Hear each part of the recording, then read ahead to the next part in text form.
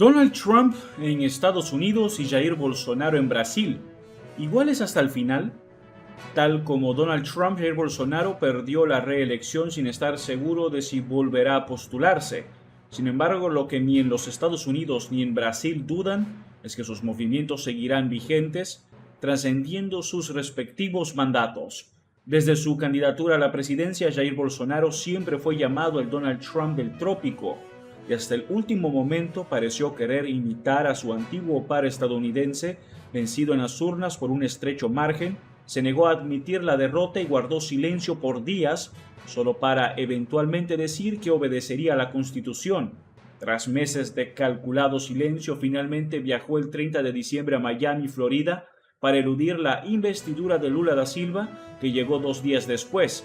Ahí permanece todavía, anticipándose meses de descanso y despertando nuevamente paralelos con el magnate republicano, pues este mantiene su residencia precisamente en este estado de los Estados Unidos.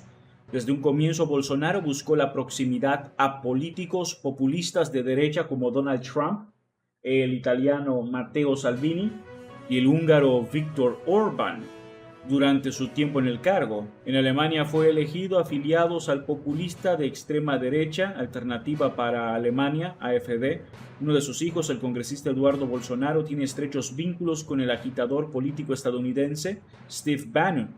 A su vez, el ahora exmandatario brasileño también ha servido como modelo a seguir de derecha en la región para líderes como Keiko Fujimori en Perú, Rodolfo Hernández en Colombia o incluso José Antonio Kast en Chile.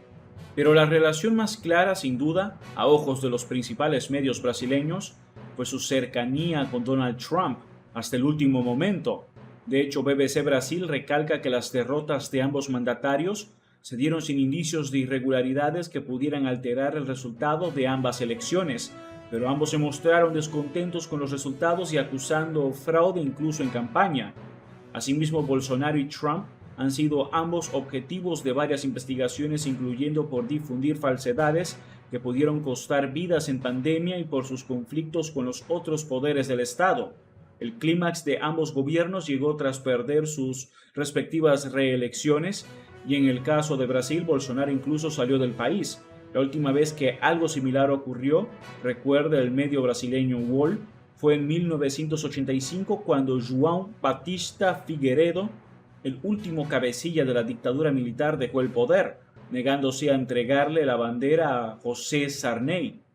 En palabras del cineasta político y columnista del mismo medio, Robson Carvalho, no hace mucho, muchas personas preguntaban si aquí en Brasil experimentaríamos un momento tan ridículo y criminal como lo que experimentaron los estadounidenses frente a la derrota de Donald Trump y la elección de Joe Biden.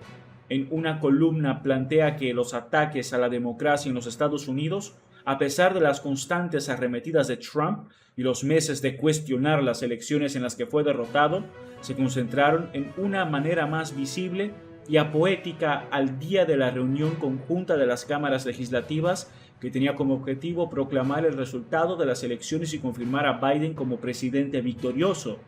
Finalmente el mundo observó con asombro la invasión y el ataque contra el Capitolio. Cuando miramos a Brasil, tenemos en Jair Bolsonaro a un personaje similar al expresidente estadounidense Donald Trump, en estética, forma y contenido. Compara afirmando que el ahora exmandatario brasileño viene a lo largo de su mandato liderando los ataques a la democracia a través de acciones y omisiones.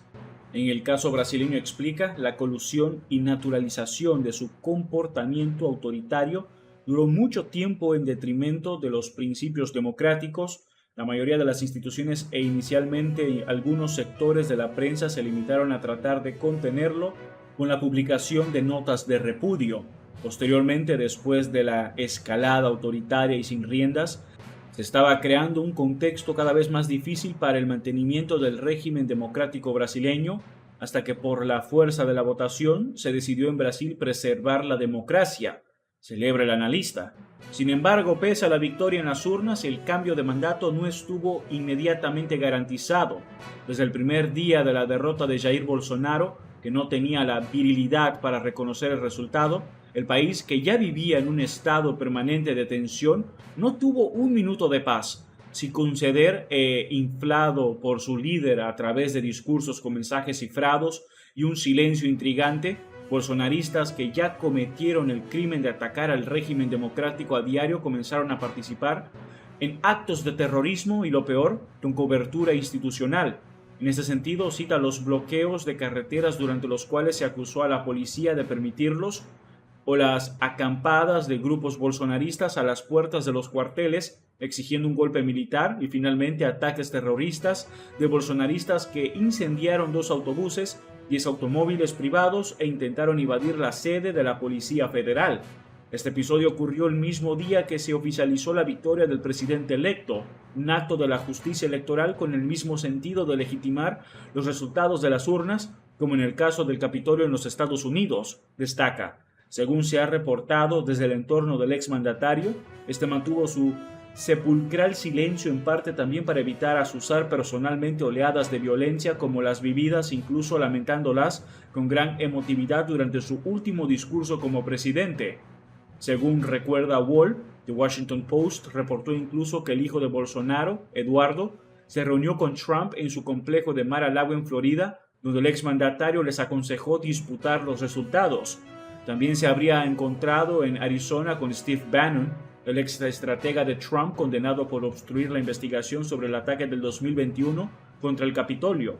Por su parte, el columnista André Sintra cuestionó días después de la victoria de Lula que el primer presidente de Brasil en no ganar una disputa de reelección, Jair Bolsonaro, es igual al expresidente estadounidense Donald Trump.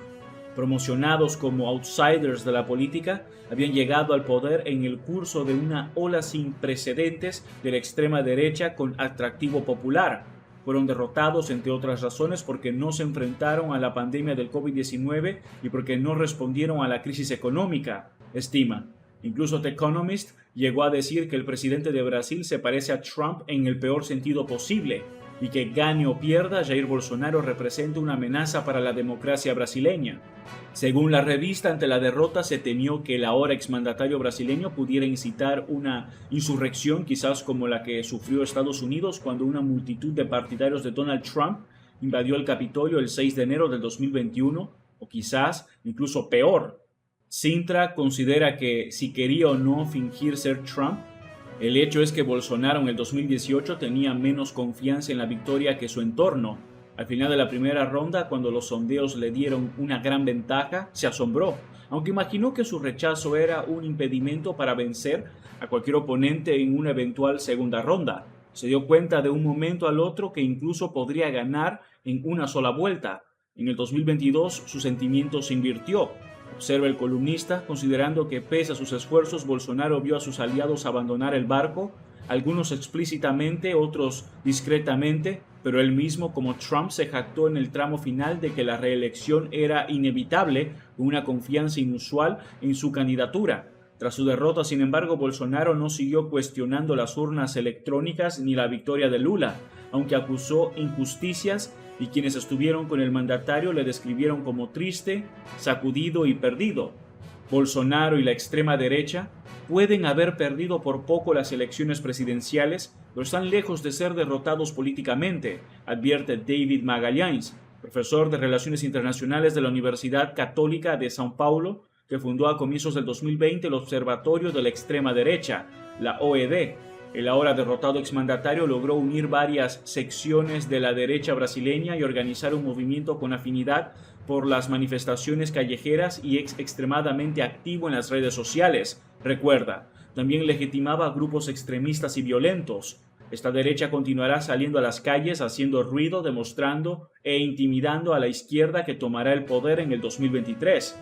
Sin embargo, en el intertanto, y tras asumir Lula el poder, los simbólicos campamentos que exigían una intervención militar contra el regreso al poder de Lula da Silva se han ido desmantelando. Del campamento que llegó a reunir a unas 10.000 personas, solo quedaban unas tiendas abandonadas y algunos carteles en el piso, en los que aún se leía "Fuerzas Armadas salven a Brasil". Eso es todo por ahora. No olviden comentar y suscribirse. Hasta el próximo video.